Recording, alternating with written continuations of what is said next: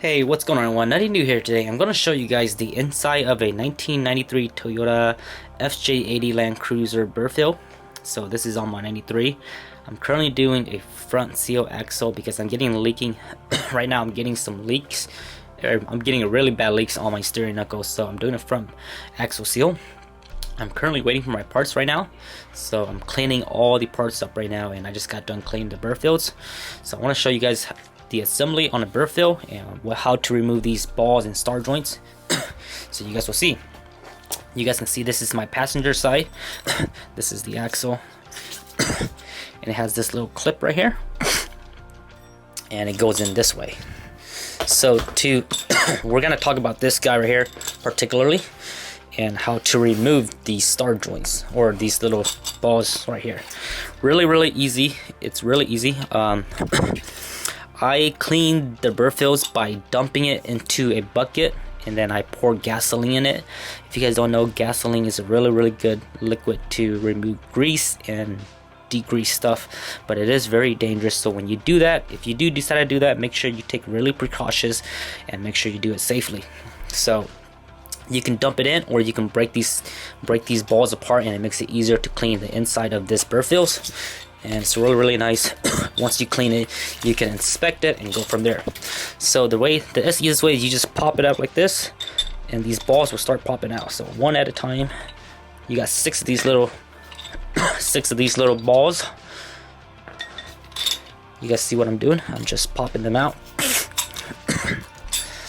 And usually it's way more easier because when they're lubed up, they just roll out. But since it's all really clean and nice and dry in here,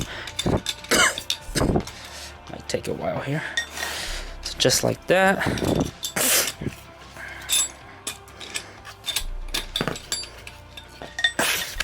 And I highly recommend when you guys clean your Birfields, I highly recommend you guys take this out and then clean the inside of this, because it makes it easier to clean instead of having this assembal in there.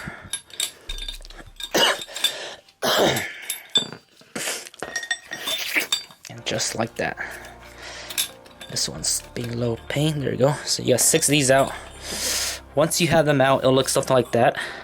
And then what you want to do is you want to spin it just like that. And you guys see where these grooves are? You see this little groove? You want to line it up with this piece or any piece like that. So it goes out like this. It comes out just like that.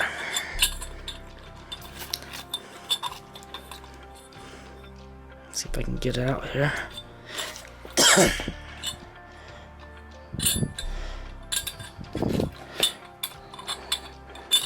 Pop just like that.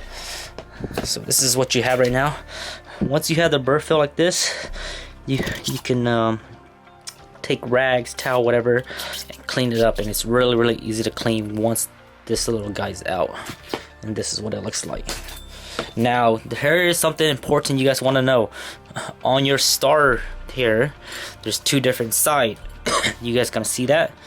You guys see how one is deeper, and on the other side, this one's more flush. You see how this one is more flush to the edge? You see how it's more flush? This side goes into the Birfield, so don't forget that. So let me say that again. So the guy that's more flush, this side right here, it goes into the Birfield like that, and this side faces out. The reason being is if you look closely at these spindles right here, you guys gonna see there's a difference on this side. See that? Versus this side. And that's because this little side right here, which is more taper in, allows for your axle to go in. It allows for this piece to go in first. So make sure when you install this back, you don't go put it the other way. And if you actually put it this way, I believe I tried it earlier, I tried putting it the wrong way. If you try doing that way, you're gonna have a really hard time trying to get these BB balls in. You might get like 3 in, and then the other ones won't go in. So that's how you know it's wrong. So just look at it closely and do this and install it this way. Now what I recommend is when you guys are repacking these, you guys take this apart and then you grease these individually. And then you also grease these little balls right here, these metal balls. And then you'll go ahead and install it back in. And to install it, you basically just line it up like that, just like that right here. So it basically goes in like this, and then you flip it around, just like that. So I highly recommend you guys grease it in and then start installing it back in. And these balls will just pop in just like that, one at a time. Yeah. Okay. So this is really easy, and this is what a rebuild usually is. And usually when people say they're gonna do a rebuild, what they meant is that their axles are still good, the Birfields are still good, and what they're actually replacing is this piece down here. So usually they sell rebuild kit, like Nitro Gear, they sell rebuild kit where you just swap out this piece, and I think they give you new BBs, these little BBs, or if not, you just use your old ones. But usually the star bit is the one that usually goes bad because from wear and tear. So that's what you replace. So we got one last ball, and it goes in like that. You kind of have to put them at an angle, and then it'll go in. So for this one here, there it is.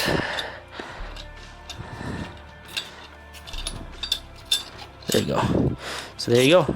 Now you have it all back in the symbol, and this is what it should look like, just like that. And remember, guys, this little taper part goes in. This taper part faces outside.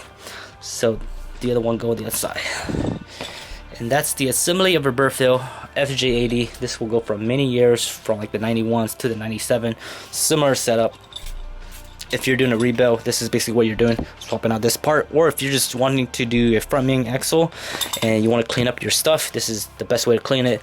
Take those out, clean it up, spray some brake fluid or brake part cleaners, and then clean up everything, and then grease it all up, and then install it. Hope you guys enjoy. If you guys are interested in more videos, let me know. Thank you. Subscribe. Bye.